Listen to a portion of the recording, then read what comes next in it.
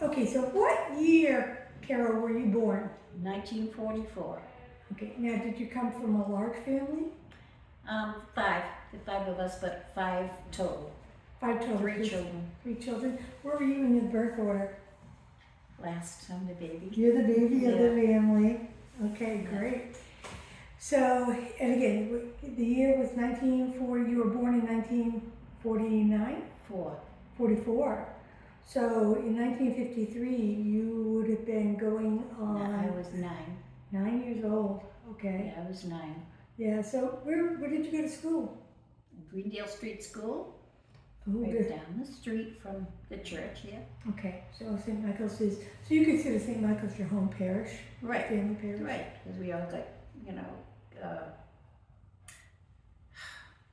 my goodness, I'm sorry. Confirmed here. Confirmed here. Um, So on June 9th, you would have still been in school that year. The school year hadn't ended yet. no, No. And June 9th, though, was, if I remember correctly, was a weekend. It was a Saturday. I don't remember the day. No, it was a work day. It was a work day. Because my father was at work, right? And then after, but it was so said that the tornado had hit up here. He was trying to come home, couldn't. Okay. So So now, do you remember where you were at the moment during the tornado? yes, I was at home. You were at home that day. I was at home. I would say it was probably around 4:30 when we started noticing that a storm was coming, and so we were standing at the front door of the house because we liked what the wind and rain did outside. All right. So, do you remember your address? Where you? What street you were? Right off of Burncoat Street, Pinnabuxet Lane. Oh, really close then. Really, really close. Yes. Okay. So, what's the first thing you can kind of like? What was the day like? Do you remember? The day was hot, extremely hot. And I mean, that was the beginning of June. We didn't always get really hot weather in the beginning of June. So I can remember being, wanting to get in shorts and stuff, and my mother said, no, it's too early in the season yet to be in shorts. So,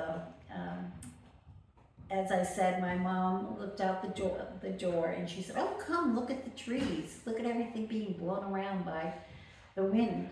And so we did. We stood at the front door and we watched the trees swaying, and I was looking at the top of the trees, and my mother said to me, I think we should get back out of the door here.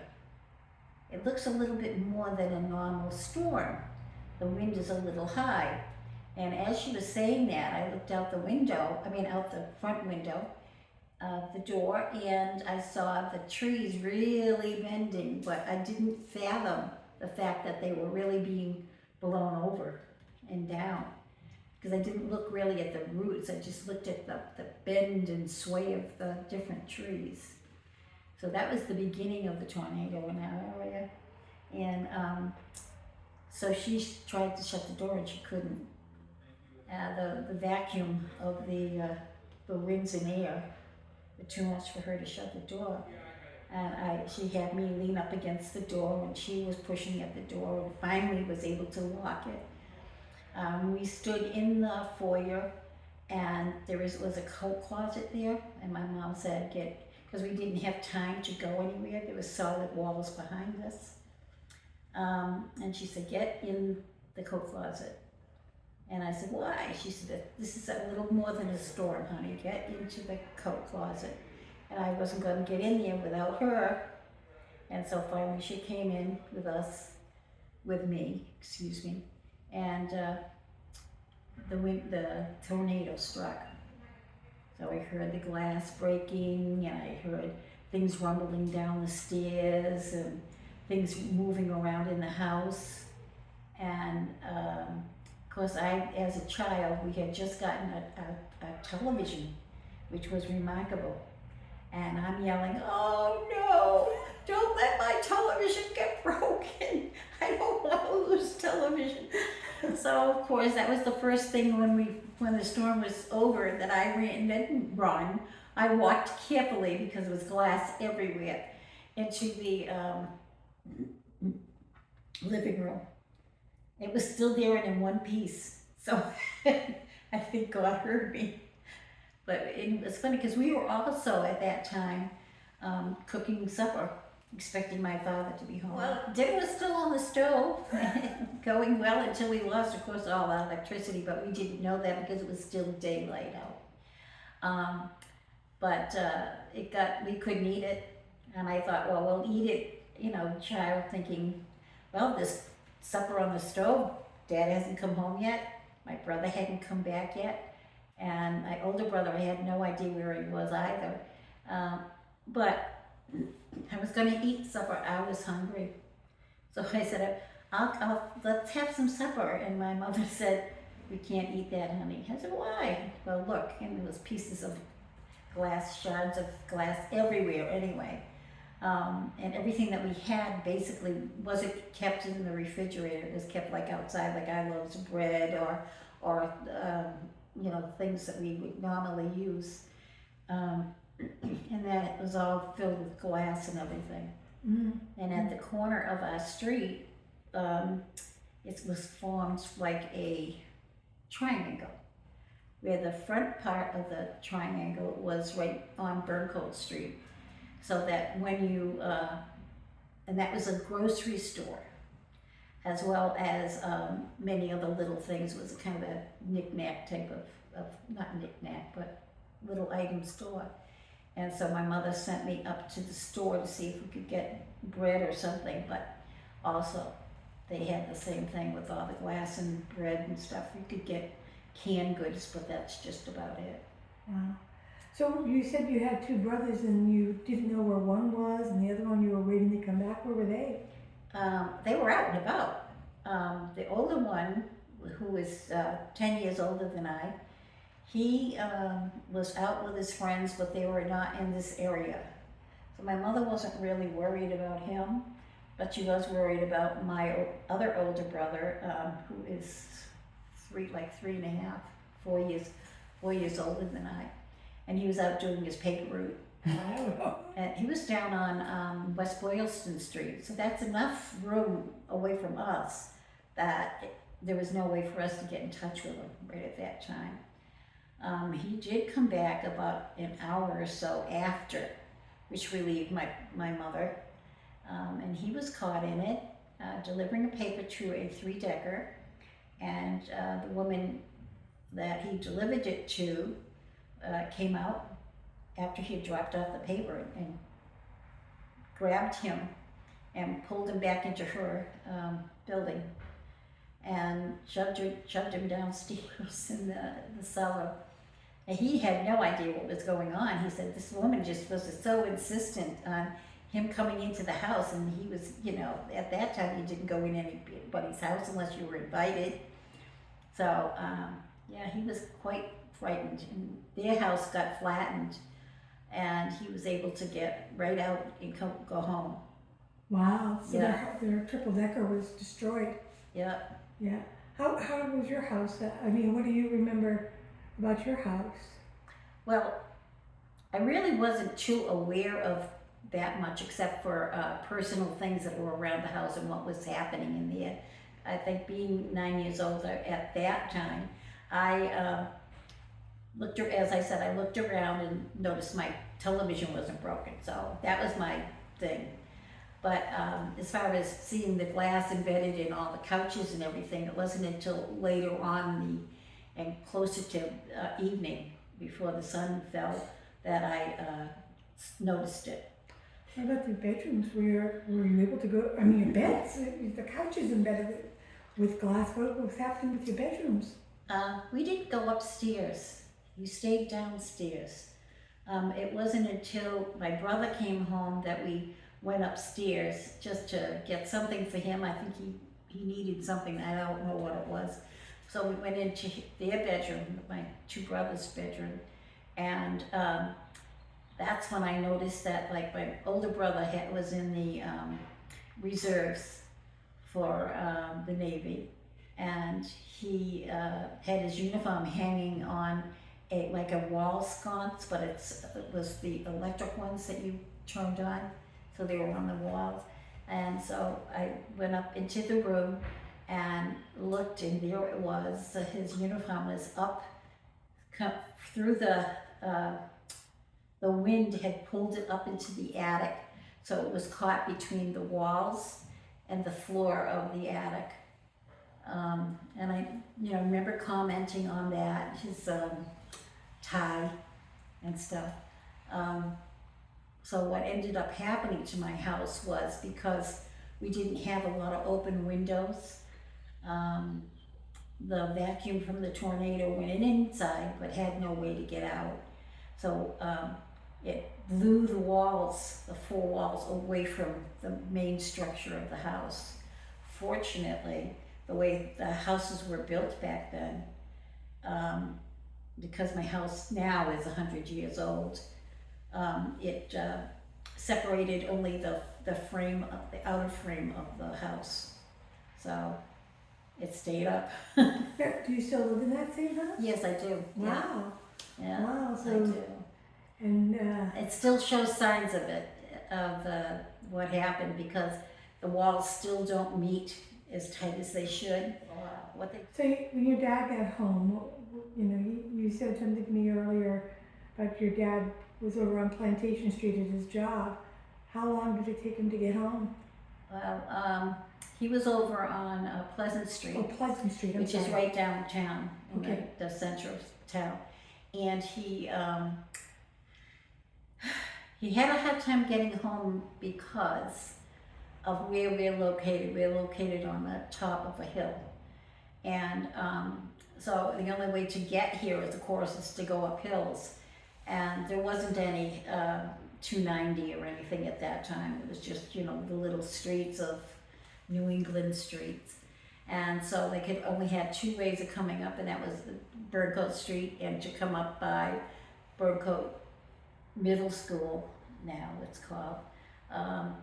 And also to drive directly to Triangle Street, which is at the other end of Burncoat Street. Either way you could come up.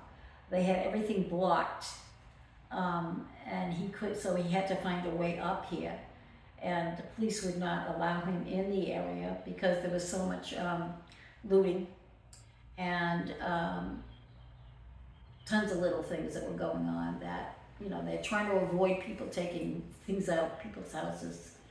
So he couldn't get in, and they had no idea also of, where the electricity was on, where it was off, or whatever. So he ended up coming in at the other end of the West Boylston Street to go up Triangle Street.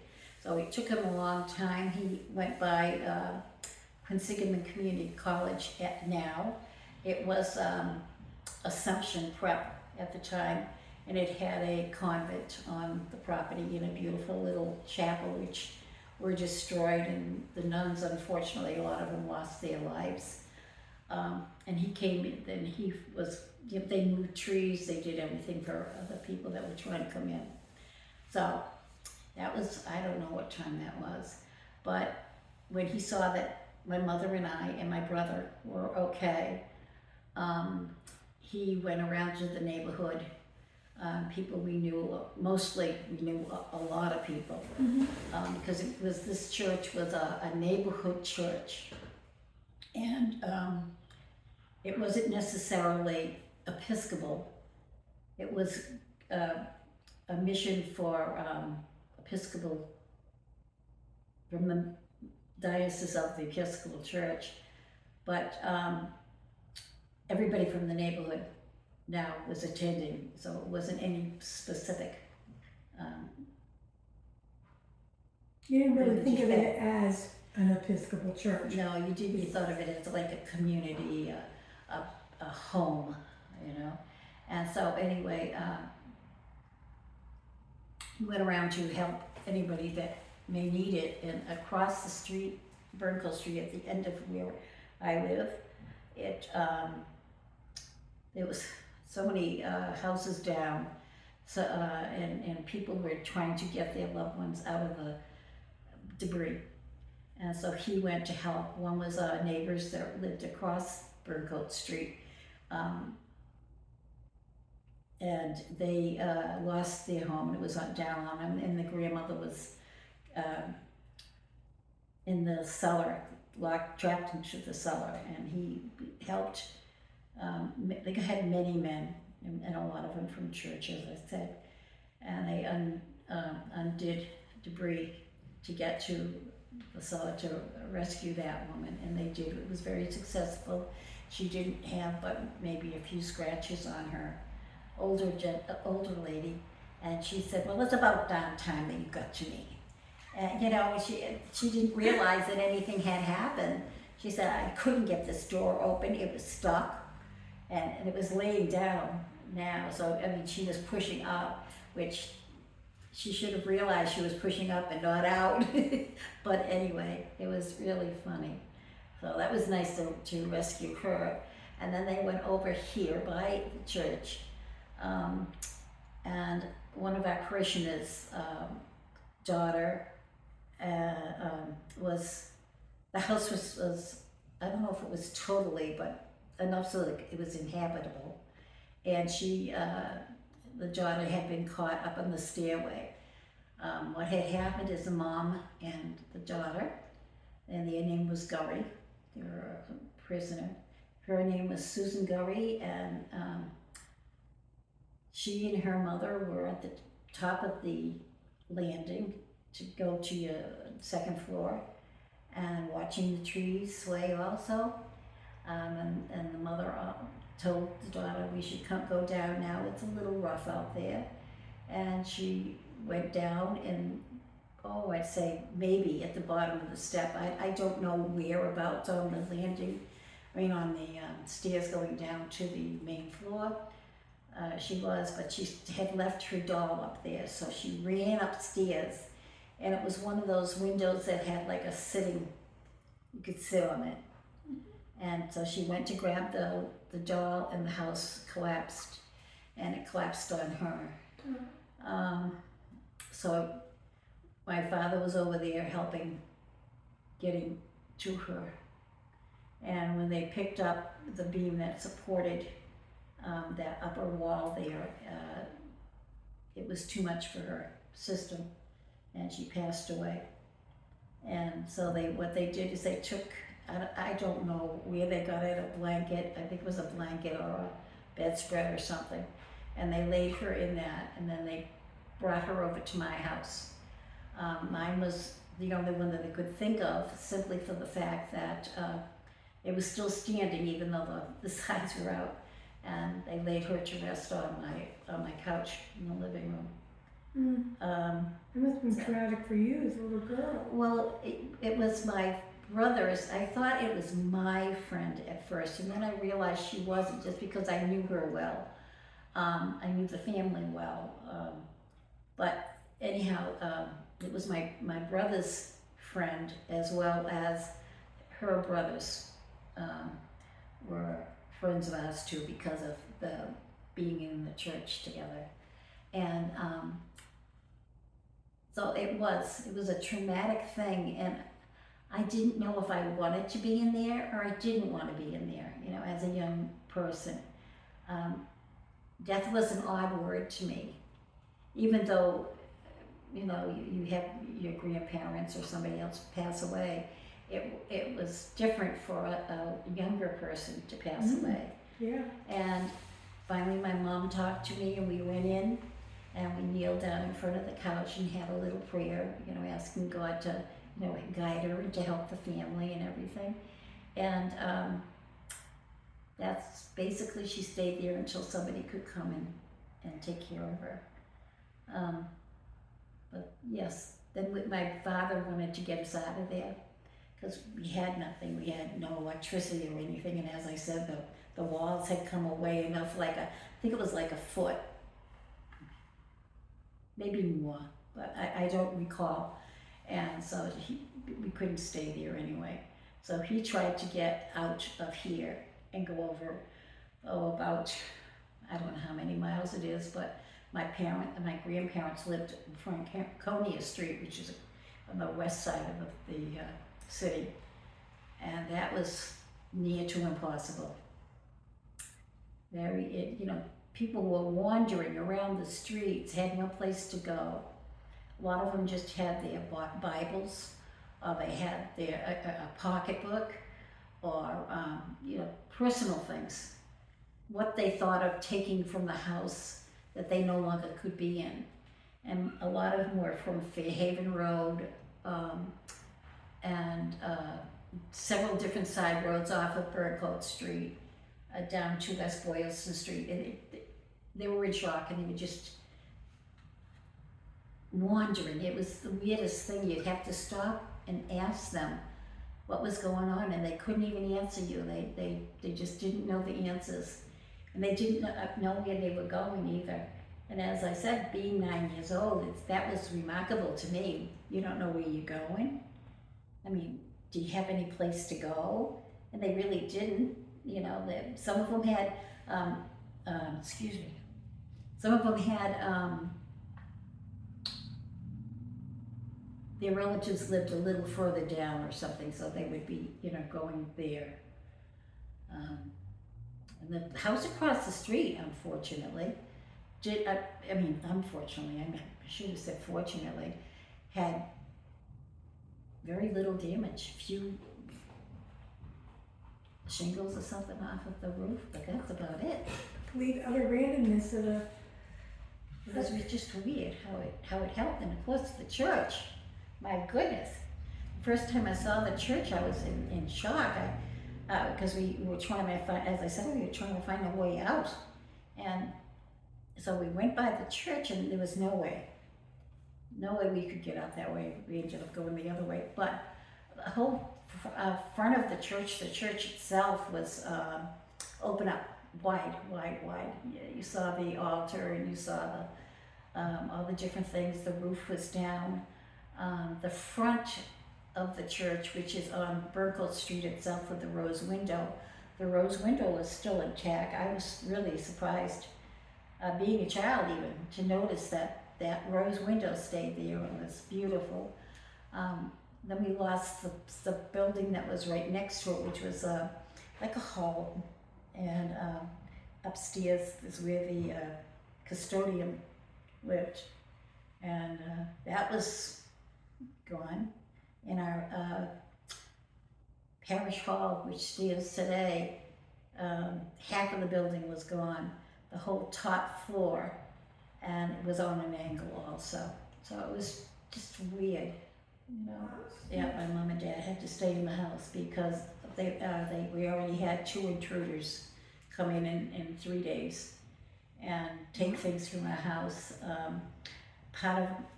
My chimney was. They didn't take your TV, did they? No, isn't it? I thought, that's funny. Because no, they didn't. Now that you mention it. That's surprising now.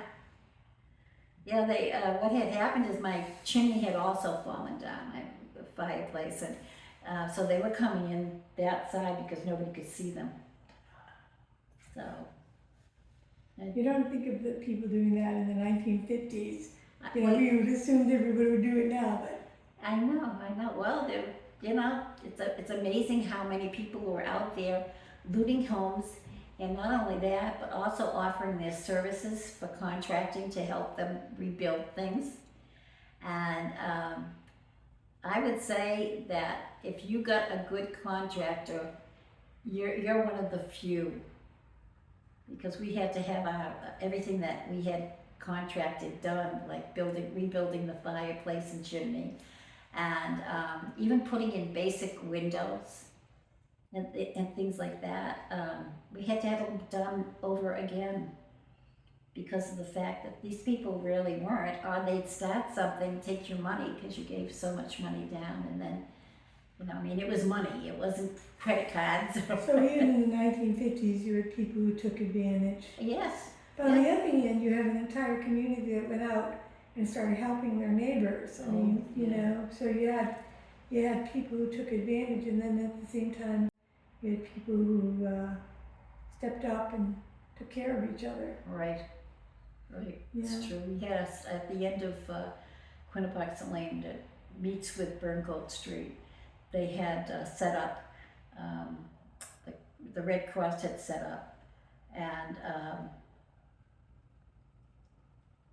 that was not run as smoothly as it should have been. I was watching my words, you know. It's funny how things hit other people, and you're not aware of it until later on. Mm-hmm. You know, and that was right at that store that I was talking about earlier, where they sold their, you know. So you actually lived through the entire rebuilding of this church as well. Yes. You know, the change to the big. What did you think? Did you go to mass the first Sunday they opened up the new name? Oh yeah. Oh my goodness, and it was so different. I mean, this was a nice little community church. It was. Of course, young again. You have to add that in, but it was. We had Sunday schools and everything else. But it wasn't like what we came back to. And the church was twice as big as it was before. And it was such a small little church. When I look back as an adult, really realizing what the size was, it amazed me.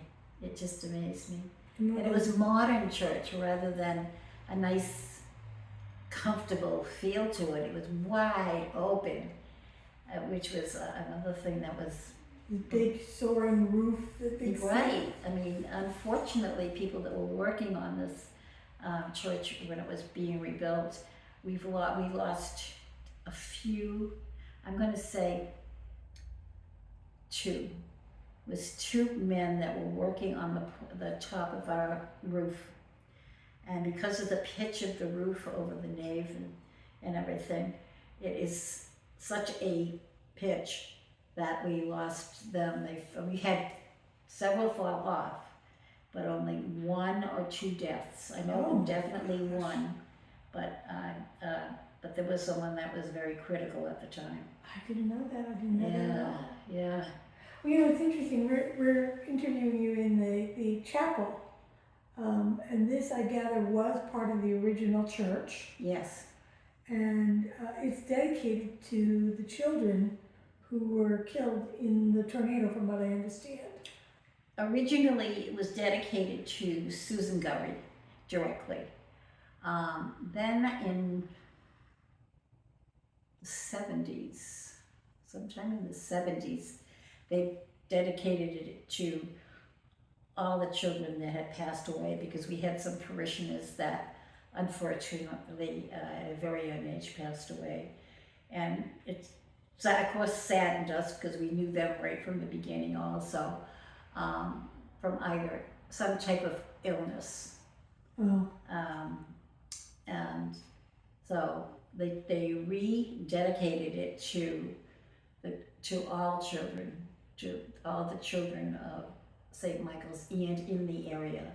So they tried to be a little more inclusive of, you know, the people around us and the not just parishioners that have lost their lives.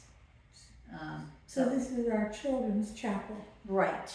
So that's why it is now, you know, the children's chapel. And we loved it.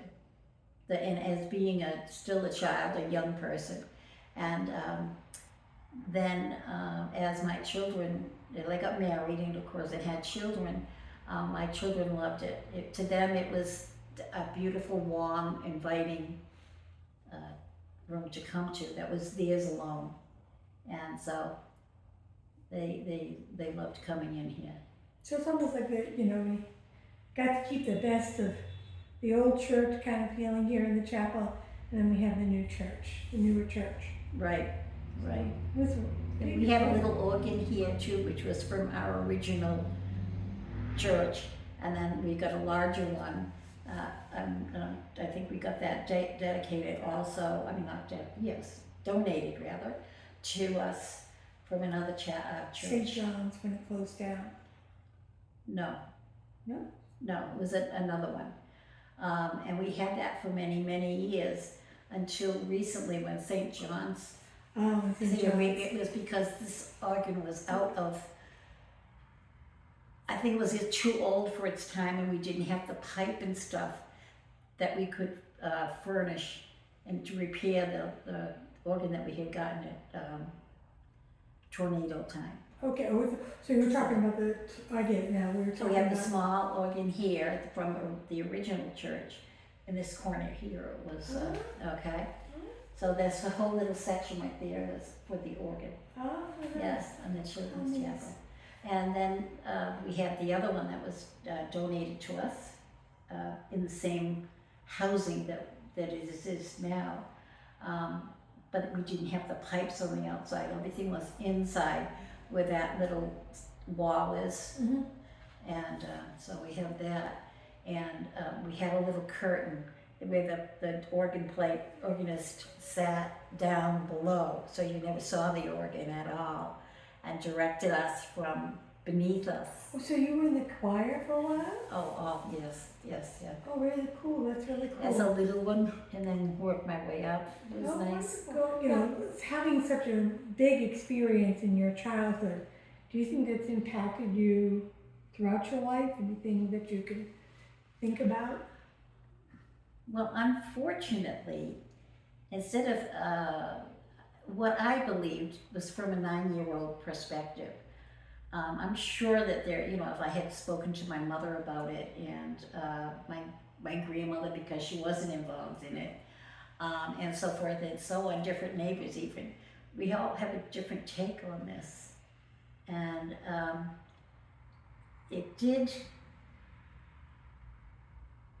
I didn't think I'd ever get home again. And I didn't think when we got home that it would feel like home. But it came along fine. And we lost so many trees, and then we planted them all of them right back up again. So that eventually it was just like it was when I was younger. So it does impact you to lose something that was so much a part of you. Because that was really our existence, was the church and the fellowship and your neighborhood. And your neighborhood it went like for maybe 2 or 3 segments of Main Street over.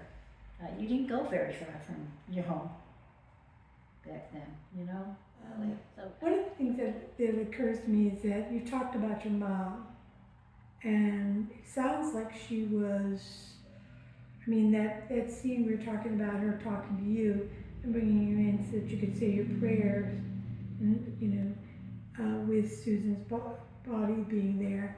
It sounds like she was a very wonderful woman. she was. She was very, very dominant in church life. She did everything that was asked of her, or not even asked of her. She was, until I'd say maybe a few months before she passed away, she was very active. First in all the different, I don't want to say clubs, organizations that were applied to the church. They had all different kind of, like the circle, Judith's circle, or there were many anyway, and one of them being the altar guild. So I used to help her here. And then as I grew older and found what I thought was the love of my life, I didn't leave the church, but I took a short 3 years away from hiatus. I found that I did not get what I really wanted, and that was like the feel of renewal every week. I have to have the companionship and everything else of other people around me that believe the way I do. And so I came back home to this church.